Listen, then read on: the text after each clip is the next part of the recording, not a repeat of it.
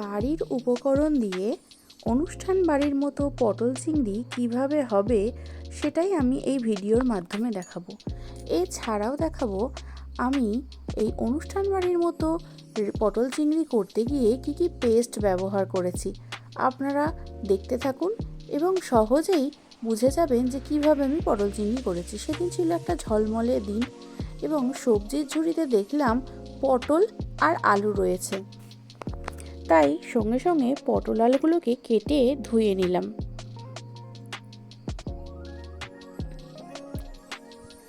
আর ছিল টমেটো কুচি, আদা, রসুন, এর সাথে নিয়েছিলাম কিছুটা কাঁচা লঙ্কা আর পেঁয়াজগুলোকে ঝুড়ি ঝুড়ি করে কেটে নিয়েছিলাম আর ক্যাপসিকামগুলোকে কিউব আকারে কেটে নিয়েছিলাম। তারপর কড়াইতে গরম তেল করে আমি পটলগুলো প্রথমে ভেজে নেব।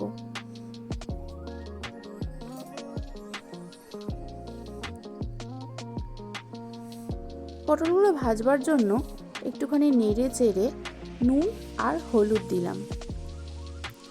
এদিকে পটলগুলো ভাজতে থাকি আর পেস্টটা আমি তৈরি করে নিই। আদা রসুন দিয়েছি আর সঙ্গে দিয়েছি 6-7টা কাঁচা লঙ্কা। এই পেস্টটা আমরা আগে প্রথমে তৈরি করে নেব। পেস্টটা তৈরি করতে করতে দেখলাম যে পটলগুলো প্রায় ভাজা হয়ে গেছে। পটলগুলো আমি একটা পাত্রে তুলে রাখলাম আর ওই তেলের মধ্যেই আলুগুলোকে ছেড়ে দিলাম।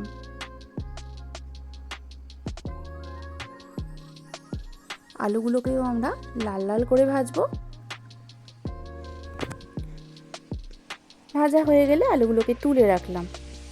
এদিকে টমেটো কুচিগুলোকে নিয়ে আমি মিক্সারে দিয়ে সেটা একটু পেস্ট করে নিলাম। আর আলু ভাজা হয়ে গেলে ওই তেলেই কিছু চিংড়ি মাছ আমি ভেজে নিলাম। চিংড়ি মাছ ভাজা হয়ে গেলে সেগুলোকে তুলে দিয়ে ওই তেলেই একটু গোটা গরম মশলা ফোড়ন দিয়ে আর পেঁয়াজ কুচি আর ক্যাপসিকাম কুচিটা দিয়ে ভাজতে লাগলাম। গোটা গরম মশলার মধ্যে ছিল দারচিনি, লবঙ্গ আর এলাচ। এরপর আদা রসুনের পেস্টটা দিয়ে দিলাম। তারপরে টমেটোর পেস্টটাও দিয়ে দিলাম।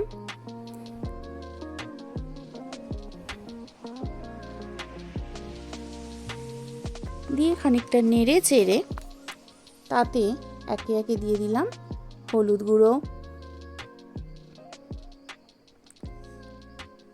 জিরে গুঁড়ো, ধনে গুঁড়ো,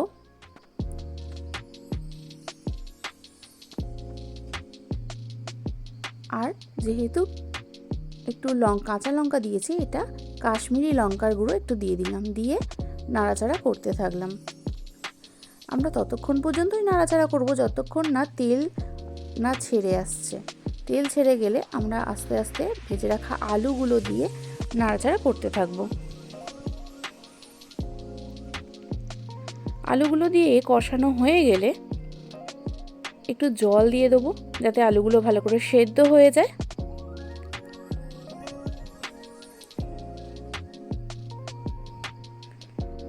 আলুগুলো সিদ্ধ করতে দেব। একটু নুন দিয়ে দিলাম আলু সিদ্ধ করতে দেওয়ার সময়। আলুগুলো প্রায় সিদ্ধ হয়ে গেলে ভেজে রাখা পটলগুলো দিয়ে দিলাম। ভেজে রাখা পটলের সাথে সাথেই কিন্তু চিংড়িগুলোও দিয়ে দেব। ভেজে রাখা চিংড়িগুলো দিয়ে দিলাম এবং সঙ্গে সঙ্গে নাড়াতে থাকলাম। একটু সামান্য জল দিয়ে এবার ফোটাতে দেব।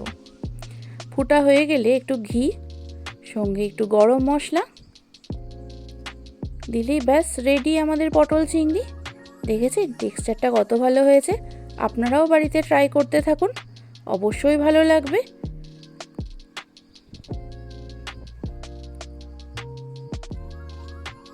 যদি আমার এই ভিডিওটা ভালো লেগে থাকে অবশ্যই আমার চ্যানেলটিকে লাইক আর সাবস্ক্রাইব করে দিন।